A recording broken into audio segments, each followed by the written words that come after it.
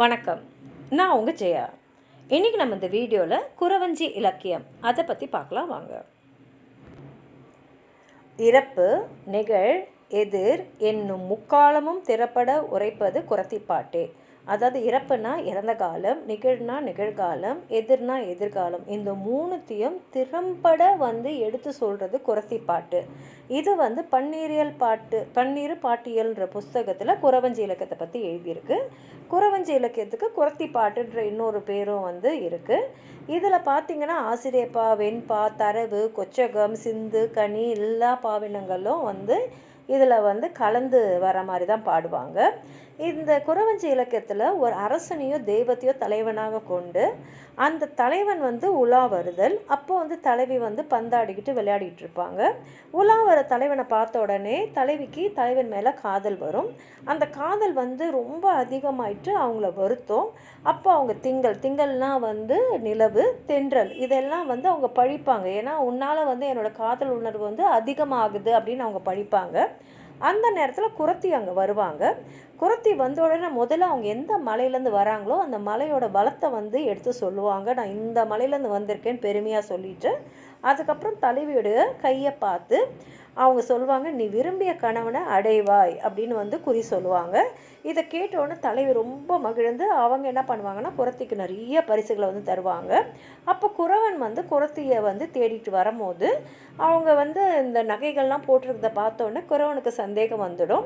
அப்போ குறத்தி இல்லை இந்த மாதிரி நான் குறி சொன்னதுக்காக தலைவி எனக்கு இதெல்லாம் நகையெல்லாம் கொடுத்தாங்க அப்படின்னு சொன்ன உடனே ரெண்டு பேரும் சந்தோஷமாக பாடி முடிக்கிற மாதிரி தான் குறவஞ்சி இலக்கியம் அமையும். இதில் குறவஞ்சி நூல்களே புகழ்பெற்ற நூல்கள்னு பார்த்திங்கன்னா திருக்குற்றால குறவஞ்சி, திருவாரூர் குறவஞ்சி, வெந்தலோக குறவஞ்சி, கும்பேஸ்வரர் குறவஞ்சி, அர்த்தநாரீஸ்வரர் குறவஞ்சி இதெல்லாம் சொல்லலாம். அதே மாதிரி சரபோஜி மன்னன் இவங்க தஞ்சையை ஆண்ட மன்னன். இவரை பாட்டுடைய தலைவராக கொண்டு கோட்டையூர் சிவக்கொழுந்து தேசிகர் அவர் எழுதின சரபேந்திர பூபால குறவஞ்சி எழுதப்பட்டிருக்கு. இதுவும் ஒரு புகழ்பெற்ற ஒரு குறவஞ்சி இலக்கியம்தான். இதில் இன்னொரு திருக்குற்றால குறவஞ்சின்றது தமிழ்நாட்டில் குற்றாலம் என்ற ஊரில் தென்காசியில் இருக்குது. அங்கே இருக்கிற இறைவனான குற்றாலநாதரை பாட்டுடைய தலைவனாக கொண்டு ஒரு தெய்வ காதலை பற்றி கற்பனையாக பாடப்பட்ட நூல் இது. அது மாத்திரம் இல்லாமல் குறவஞ்சி நாடகம்னு இருக்குது. இது வடகரை அரசரான சின்னஞ்சாத் தேவருடைய அவை புலவராக இருந்த திரிகூட ராசப்ப கவிராயர் இவர் எழுதினது. இவர் தென்காசிக்கு கிட்ட இருக்கிற மேலகரன்ற ஊரை சேர்ந்தவர் தான் இவர் திருக்குற்றாலநாதர் முன்னிலையில் இந்த நூல் அரங்கேற்றப்பட்டுச்சு. அப்போ மதுரையை ஆண்டுட்டு இருந்த மன்னன் முத்து விஜயரங்க சொக்கநாத நாயக்கர். இவர் இந்த நாடகத்தை பார்த்துட்டு அந்த எழுத்தாளருக்கு குறவஞ்சி மேடுன்ற ஒரு பெரு நிலப்பகுதியே திரிகூட ராசப்பருக்கு அவர் பரிசாக கொடுத்தாரு. அந்த நாடகத்தில் பார்த்திங்கன்னா எல்லாம் இருக்கும். அதாவது சந்த நயம் இருக்கும், பாடல்கள் அருமையாக இருக்கும், கற்பனை நயம் ரொம்ப அதிகமாக இருக்கும். அதே மாதிரி குறவஞ்சி நாடகத்துக்குன்னு ஒரு வரையறை செய்யப்பட்ட கதை அமைப்போடு தான் இந்த நூல்லையும் அது இருக்குது.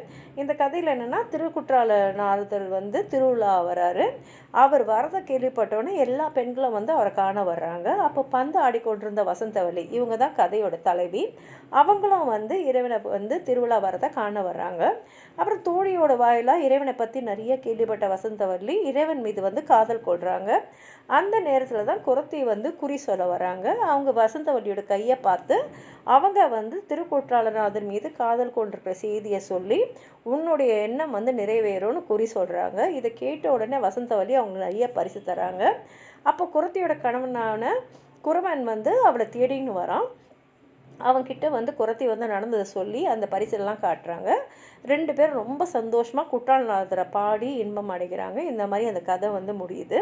குற்றால குறவஞ்சியில் பார்த்திங்கன்னா தமிழ்நாட்டோடைய காட்டு விலங்குகளை பற்றியும் செடி இனங்களை பற்றியும் நிறைய குறிப்புகள் இடம்பெற்றிருக்கு. இந்த நூலில் பார்த்திங்கன்னா ரொம்ப எளிய இனிய சொற்கள் இருக்கும். எதுக்கும் மோனே எழில் கொஞ்சுற மாதிரி எழுதியிருப்பாங்க. கற்பனை வளம் மிக நிறைவாகவே இருக்கும். கவிதை சுவையும் அருமையாக இருக்கும். இது எல்லாத்தையுமே அனுபவிக்கிறதுக்கு இந்த புத்தகத்தை படிக்கிறவங்க கண்டிப்பாக ரொம்ப மகிழ்ச்சியாக தான் இதை படிப்பாங்க. உங்களுக்கும் குறவஞ்சி இலக்கியத்தை பற்றி எதாவது சொல்லணும்னு நினச்சிங்கன்னா கீழே இருக்கிற கமெண்ட் பாக்ஸில் எழுதுங்க. இந்த வீடியோ லைக் பண்ணுங்கள், உங்கள் ஃப்ரெண்ட்ஸோடு ஷேர் பண்ணுங்கள். சப்ஸ்கிரைப் பண்ணாதவங்களாம் ப்ளீஸ் சப்ஸ்கிரைப் பண்ணி சப்போர்ட் பண்ணுங்கள். நன்றி.